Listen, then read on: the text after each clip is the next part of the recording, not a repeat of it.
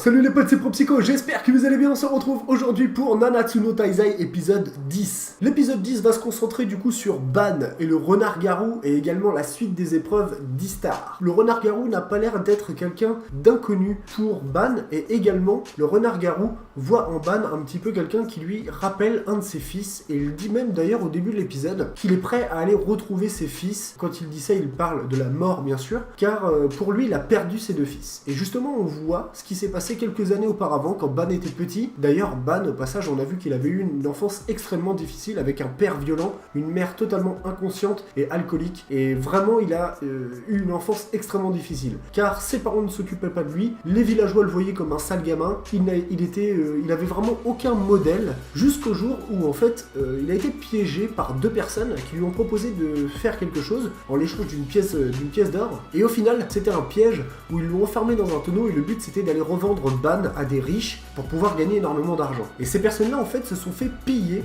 par quelqu'un, par un certain fameux Zivago qu'on va découvrir un petit peu après. Et en fait ce fameux voleur, quand il a pillé ces deux personnes-là, il n'avait pas vu qu'il y avait Ban dans le tonneau et du coup Ban est sorti du tonneau au même moment. Du coup en fait Zivago a pris un petit peu Ban sous son aile et lui a un petit peu, il lui a donné à manger, il lui a appris les bonnes manières.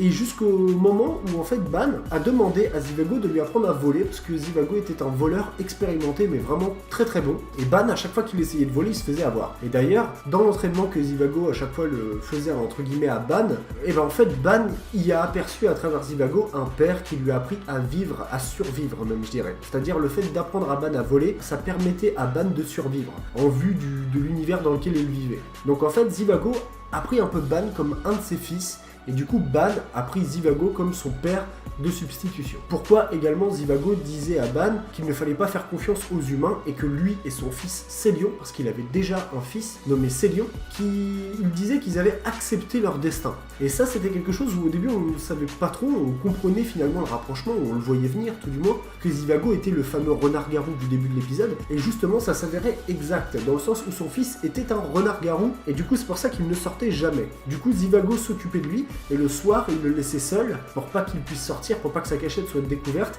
Et Zivago sortait, d'où le fait qu'il s'occupait finalement de Ban. Du coup, Ban s'était interrogé par rapport à ça. Et ça a été assez intéressant puisque Zivago et Ban avaient préparé un coup pour pouvoir faire un vol assez important. Mais Ban n'a pas voulu attendre Zivago, il a voulu faire ce coup tout seul. Et comme d'habitude, Ban, quand il essayait de voler, il se faisait toujours attraper. Et là, il s'est fait encore attraper. Zivago, au moment où il est arrivé sur les lieux, Ban était entouré par des personnes qui le tabassaient, qui le lynchaient, etc. Et du coup, Zivago a voulu l'aider. Sauf qu'entre deux, il a entendu des villageois qui ont aperçu un renard-garou dans le village. Et du coup, ça l'a alerté que son fils Célion s'était fait également attraper. Du coup, Zivago était piégé finalement entre son véritable fils Célion, qui a été découvert en tant que renard-garou, donc qui a alerté vraiment les autorités et qui ont essayé de le tuer. Et d'un autre côté, il voyait Ban en train de se faire lyncher, mais sans pouvoir malheureusement intervenir. Il a dû se transformer lui-même en renard-garou et a dû prendre une décision. Est-ce que j'aide Ban ou est-ce que je vais secourir mon vrai fils? Et à ce moment-là, il a dû prendre une des décisions les plus difficiles de sa vie où il a dit je vais aller secourir mon vrai fils. Désolé pour toi Ban, avec vraiment toute la tristesse qu'il peut y avoir d'abandonner un de ses fils de substitution comme ça, un enfant avec qui il a partagé tellement de choses qu'il a appris finalement un petit peu la vie, il lui a appris à survivre, etc. Et d'un autre côté, il a voulu rejoindre son vrai fils qui avait cette malédiction, c'est la lycanthropie, c'est pas véritablement une lycanthropie parce que c'est un renard-garou, c'est pas un loup-garou, mais vous m'avez compris, cette fameuse malédiction où il a voulu vraiment aller aider son véritable fils. Du coup, en faisant ça, quand il est arrivé sur les lieux, son véritable fils Célion était mort. Ce qui fait qu'en fait, il avait perdu son fils là, et en abandonnant Ban à son sort, il a cru qu'il avait perdu un deuxième fils. C'est ce qui fait qu'au début de l'épisode, ce fameux renard-garou nous a dit je vais pouvoir rejoindre mes fils, en pensant que ces deux-là étaient morts. Sauf que Ban du coup lui a appris que c'était véritablement lui quand il était petit, que Ban était la même personne que ce fameux petit garçon, son deuxième fils de substitution, et du coup le renard-garou est soulagé de savoir que Ban était encore en vie, qu'il se trouve devant lui.